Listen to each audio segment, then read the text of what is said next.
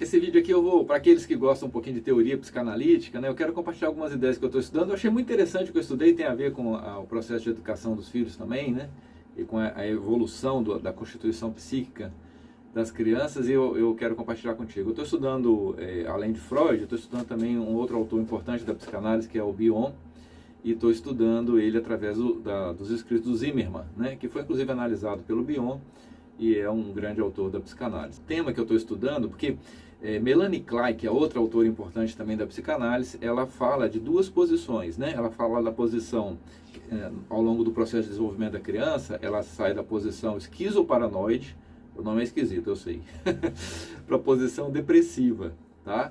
A posição esquizoparanoide, a criança, segundo Melanie Klein, deveria estar nela até os 3, no máximo 6 meses, e depois passar à posição depressiva.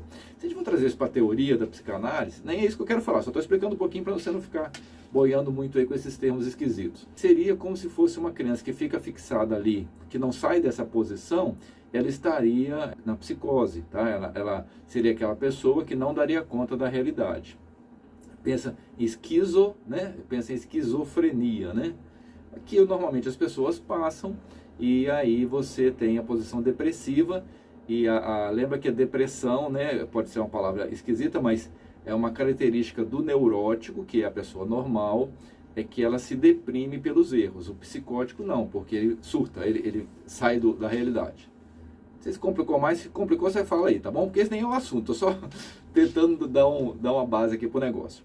O assunto que eu quero falar é uma outra posição que Bion traz, que ele chama de posição narcísica, tá? Que seria anterior, né, ainda a essas posições.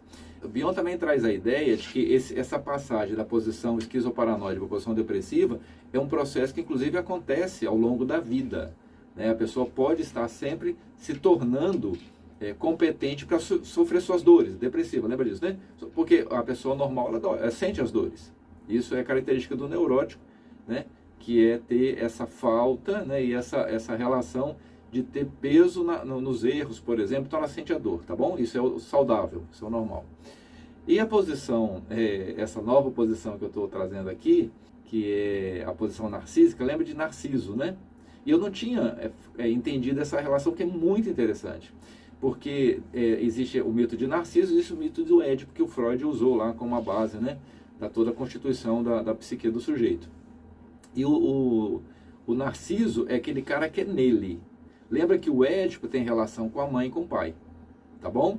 Então, na verdade, quando ele está nele, é porque a criança lá, quando ela nasce, ela tem ela supõe que a mãe faz parte dela. Então, quando ela está nela, é que ela está nessa simbiose. Já falei esse termo algumas vezes aqui. Ela está simbiotizada com a mãe. Então, o narcisista é aquele que ainda tem a mãe como objeto e trata todas as pessoas como objeto, que é uma condição simbiotizada. Para que haja uma relação edipiana, onde existe pai, mãe e filho, aquela relação simbiótica com a mãe precisa morrer, ou seja, precisa ser interditada pelo pai. Conceito que eu já tenho trabalhado aqui, né, que é a ideia de que o pai deve entrar na relação. Estou só fazendo algumas conjecturas, que eu acho muito interessante essas ligações de termos aí, e se você gosta também, né, estou trazendo para você aqui, mas basicamente é o que eu já tenho ensinado, da importância de que morra Narciso, ou seja, que morra essa relação simbiotizada da mãe com o filho, e que possa nascer o Édipo, ou seja, que possa nascer a relação onde existe criança, né, o filho, mãe, e o pai possa entrar fazendo essa interdição, então ela vai desimbiotizar com a mãe, e aí ela vai poder parar de tratar a mãe como se fosse parte dela, dependente dela, e ela também vai parar de tratar ao longo da vida as pessoas como objeto, né? Como um narcisista que só quer saber dele e os outros estão ali apenas para servi-lo. Achei esse assunto interessante, não sei se você achou, mas se você achou, compartilha aqui, e se alguma coisa que eu expliquei, eu fui muito breve, tá? Então você compartilha também que eu explico melhor, tá certo? Grande abraço, um bônusinho aí nos nossos vídeos. Tchau!